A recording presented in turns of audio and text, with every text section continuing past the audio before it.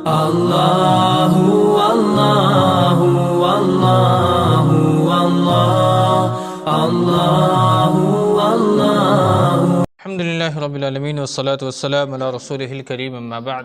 أعوذ بالله من الشيطان الرجيم. بسم الله الرحمن الرحيم. وآتوا النساء صدقاتهن نحلة فإن طبن لكم عن شيء منه نفسا فكلوه هنيئا مريئا ولا تؤتوا السفهاء أموالكم التي جعل الله لكم قياما وارزقوهم فيها واكسوهم وقولوا لهم قولا معروفا.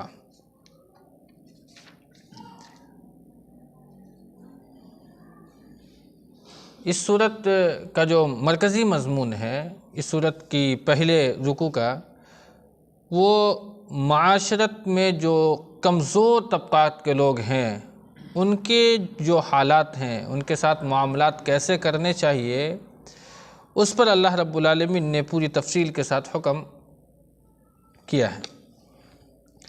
ہم اس سے پہلے جو آیت کریمہ تلاوت کی ہے یہ ملاحظہ کر چکے ہیں، اس میں یہ بات بتلائی گئی ہے کہ معاشرت میں دو طبقہ زیادہ کمزور پایا جاتا ہے، اور اس میں جو سب سے کمزور طبقہ ہے وہ ہے یتیم۔ اس کی کیفیت ہم پورے بیان کر چکے ہیں۔ دوسرا طبقہ جو کمزور کہا جاتا ہے وہ ہے عورت۔ عورت کو ایسے بھی معاشرے کے اندر میں صنف نازک گردانا جاتا ہے کہ وہ ایک کمزور ہیں۔ تو اب عورتوں کے کیا حقوق ہیں، اللہ رب العالمین نے جو آیت کریمہ ابھی تلاوت کی گئی ہے اس بارے میں اس میں تفصیلی گفتگو اللہ نے کی ہے۔ ماقبل جو آیت کریمہ آئی ہے کہ یتیم میں خصوصاً وہ یتیم بچی، اس کے معاملات جو ہیں لوگوں کے ساتھ کیسے ہونے چاہیے اور معاشرے میں لوگ ان کے ساتھ معاملات کیسا کرتے ہیں، یہ عام طور پر یہ دیکھا جاتا ہے کہ یتیم بچیوں کے ساتھ خصوصی طور پر جو ان کے حقوق ہیں ان کو چھین لیا جاتا ہے، غصب کر لیا جاتا ہے، ان کو مارا جاتا ہے، پیٹا جاتا ہے، انہیں ستایا جاتا ہے۔ معاشرے کے اندر میں اس کی کوئی حیت اور اس کی کوئی حقیقت نہیں ہوتی ہے۔ اللہ نے اس کی پوری تفصیل یہاں اس آیت کریمہ کے اندر میں بیان فرما دی ہے، اور اس میں ساتھ ہی تعدد ازواج اور تحدید ازواج دونوں حکم اللہ نے نازل فرمایا ہے کہ انسان 4 شادی بیک وقت یعنی 4 بیوی رکھ سکتا ہے۔ تحدید کر دی کہ 4 سے زیادہ آپ شادی نہیں کر سکتے، یعنی کہ بیک وقت 4 بیوی سے زیادہ آپ نہیں رکھ سکتے ہیں۔ اس میں چند احادیث میں آپ کے درمیان رکھتا ہوں، پھر انشاءاللہ آج جو آیت کریمہ تلاوت کی ہے اس بارے میں انشاءاللہ گفتگو کریں گے۔ آیت کریمہ میں جو پچھلی آیت گزری ہے وَإِنْ خِفْتُمْ أَلَّا تُقْسِطُوا فِي الْيَتَامَىٰ، کہ اس میں اللہ نے مسلمانوں کو اجازت دی ہے کہ وہ اپنی پسند کی دوسری عورتوں سے شادی کر لیں، اور انہیں 4 بیویوں تک سے شادی کرنے کا اللہ رب العالمین نے اختیار دیا ہے، اور 4 سے زیادہ بیوی رکھنے سے اللہ کے رسول صلی اللہ علیہ وسلم نے منع فرمایا ہے۔ امام شافعی کہتے ہیں کہ رسول اللہ صلی اللہ علیہ وسلم کی سنت اسی بات پر دلالت کرتی ہے کہ نبی کریم صلی اللہ علیہ وسلم کے علاوہ امت کے کسی بھی فرد کو 4 سے زیادہ بیوی رکھنے کی اجازت نہیں ہے۔ اسی پر امت کا اجماع ہے، البتہ شیعہ حضرات نے 4 سے زیادہ کو بھی جائز قرار دیا ہے، لیکن امت کا جس بات پر اجماع ہے وہ یہی ہے کہ 4 سے زیادہ شادی آپ نہیں کر سکتے، یعنی 4 بیوی بیک وقت آپ رکھ سکتے ہیں۔ علماء امت نے 4 سے زیادہ کی حرمت پر ایک روایت نقل کی ہے، غیلان ثقفی کے واقعہ سے استدلال کیا ہے کہ جن کے پاس 10 بیویاں تھیں، غیلان ثقفی رضی اللہ تعالیٰ عنہ 10 بیویاں تھیں، جب اسلام لائے تو اللہ کے رسول صلی اللہ علیہ وسلم نے ان سے کہا کہ 4 کے علاوہ باقی کو طلاق دے دو۔ تو اس حدیث کو ابن عمر رضی اللہ تعالیٰ عنہما نے ترمذی، ابن ماجہ اور دارقطنی، امام ابن ابی شیبہ دیگر تمام احادیث کی کتب کے اندر میں یہ حدیث ابن عمر سے مروی ہے غیلان ثقفی کی۔ دوسرا واقعہ ہے نوفل ابن معاویہ کا، جن کے پاس اسلام جب وہ قبول کیا تو ان کے پاس 5 بیویاں تھیں۔ اللہ کے رسول صلی اللہ علیہ وسلم نے ان سے کہا کہ 4 کو رکھ لو اور 1 کو چھوڑ دو۔ اس روایت کو امام شافعی نے اپنی کتاب مسند میں نقل فرمایا۔ تیسرا واقعہ ہے حارث یعنی قیس ابن حارث اسدی کا، جن کے پاس 8 بیویاں تھیں جب وہ اسلام کو قبول کیا۔ اللہ کے رسول صلی اللہ علیہ وسلم نے ان سے کہا کہ 4 کو رکھ لو اور باقی کو چھوڑ دو۔ یہ روایت بھی ابن ماجہ نے نقل فرمایا ہے۔ ایک اور واقعہ ہے عمیر اسدی کا، جن کے پاس بھی تقریباً 8 بیویاں تھیں، اللہ کے رسول صلی اللہ علیہ وسلم نے ان سے کہا کہ ان میں سے 4 کو رکھ لو، جس کو چاہتے ہو چن لو، اور 4 کو طلاق دے دو۔ یہ روایت ابو داؤد نے اور امام ابن ماجہ نے نقل فرمائی ہے، اور اس حدیث پر علامہ البانی نے تصحیح کا حکم لگایا ہے۔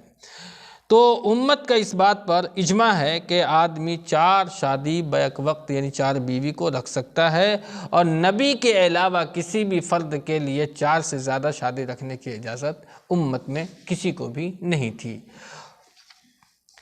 وَآتُوا النِّسَاءَ صَدَقَاتِهِنَّ نِحْلَةً، اب جو کمزور طبقہ میں جو دوسرے نمبر پہ جو آتا ہے وہ ہے خواتین، عورت۔ یہاں اللہ نے فرمایا اور عورتوں کو ان کا مہر بخوشی دے دو، اگر وہ اپنی خوشی سے اس میں سے کچھ تمہیں دے دیں تو اسے خوشی اور رغبت کے ساتھ کھاؤ پیو، فَكُلُوهُ هَنِيئًا مَرِيًّا۔ آیت کریمہ کے اندر میں نحلہ کا معنی حضرت عائشہ نے فریضہ کیا ہے، اور ابن زید نے واجب کیا ہے، یعنی کہ شادی کے وقت عورت کا مہر مقرر کرنا یہ واجب ہے، ضروری ہے۔ نبی کریم صلی اللہ علیہ وسلم کے علاوہ امت کے کسی بھی فرد کے لیے بغیر مہر کے شادی کرنا جائز نہیں ہے، اور مہر کی تعیین کے وقت نیت بھی صحیح ہونی چاہیے کہ ہم جو مہر طے کر رہے ہیں وہ مہر ہم اس عورت کو دیں گے، نہیں تو امت کے اندر میں اس طریقے کا خلفشار چھایا ہوا ہے جسے بیان کرنے میں بھی شرم محسوس ہوتی ہے، کہ آج جو امت کے اندر میں کئی طبقات پائے جاتے ہیں۔ پہلا طبقہ تو یہ ہوتا ہے کہ وہ اپنی دولت کا رعب دکھانے کے لیے اور معاشرے کے اندر میں اپنی ایک حیثیت بتلانے کے لیے مہر اپنی حیثیت سے زیادہ متعین کرتے ہیں۔ ہماری حیثیت 10,000 روپے دینے کی ہم مہر ادا کر سکتے ہیں، لیکن عوام کے اندر میں میری ایک حیثیت ہونی چاہیے، میری ایک پہچان، نہیں میں 50,000 روپیہ دوں گا، دینا نہیں ہے، لوگوں کو دکھلانا مقصود ہے کہ ہم 50,000 روپیہ مہر طے کیا ہے۔ اللہ کے رسول صلی اللہ علیہ وسلم نے حیثیت کے مطابق، اللہ نے جو آپ کو جتنا نوازا ہے اس کے مطابق آپ اپنا مہر طے کریں کہ ہم اتنا ادا کر سکتے ہیں۔ نیت تو سب سے پہلے یہ ہونی چاہیے کہ ہم نے جو مہر طے کیا ہے وہ مہر ہم اس کو دیں گے۔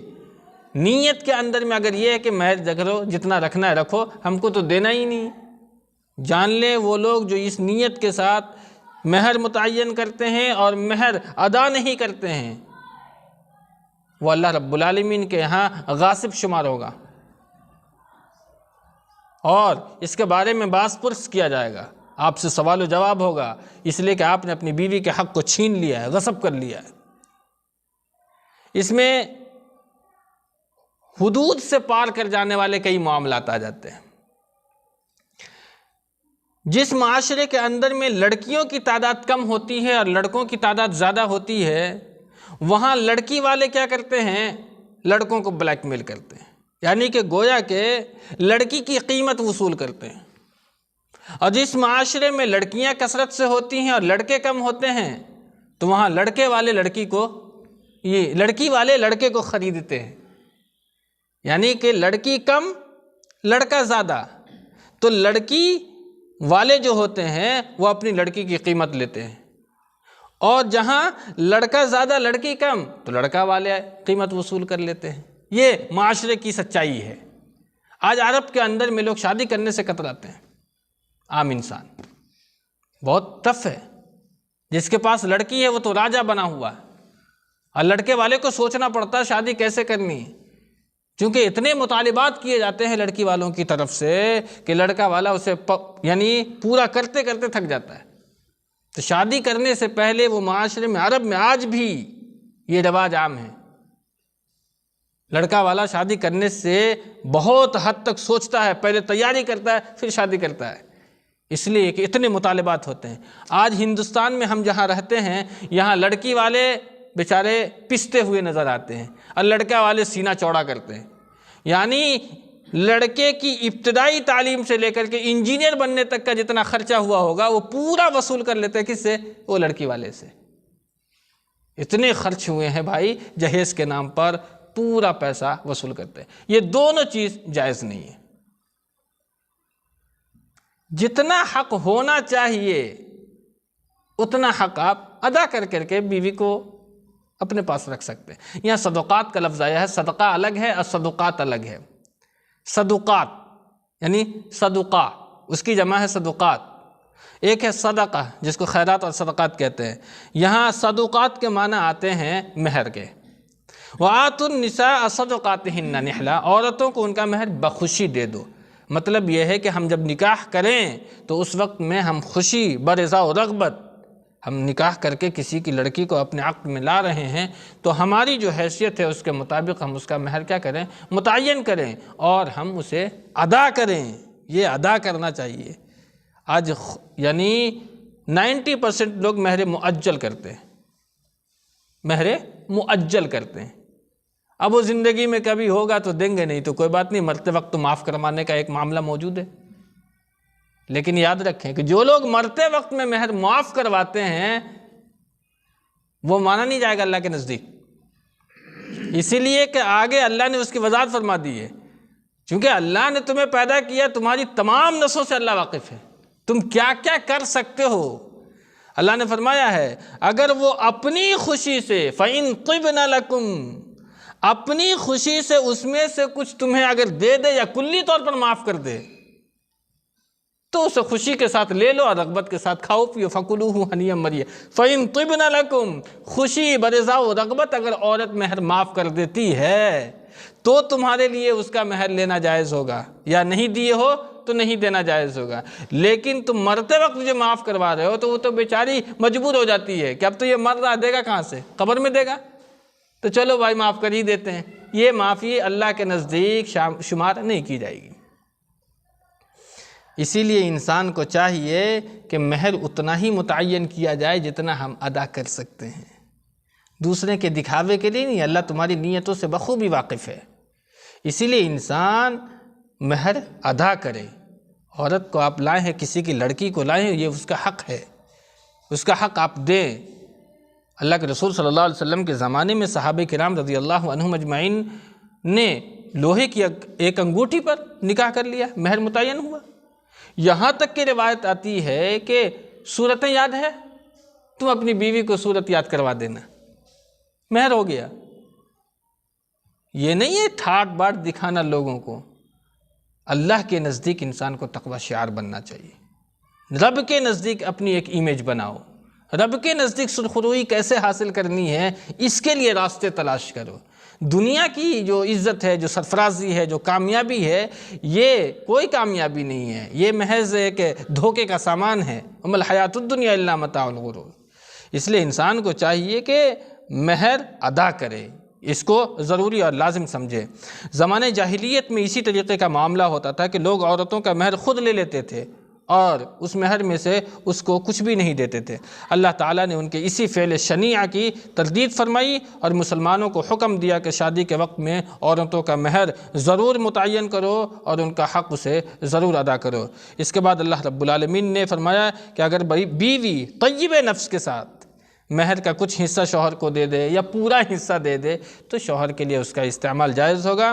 آیت کریمہ سے یہ ایک بات سمجھ میں آ جاتی ہے کہ اگر بیوی حیا کی وجہ سے شوہر کی بد اخلاقی یا برے کردار یا برے برتاؤ کی وجہ سے اگر ایسا کرتی ہے اور اگر اسے شوہر تسلیم کر لیتا ہے تو یہ قرآن آیت کی تعلیم جو ہے اس کی خلاف ورزی ہوگی۔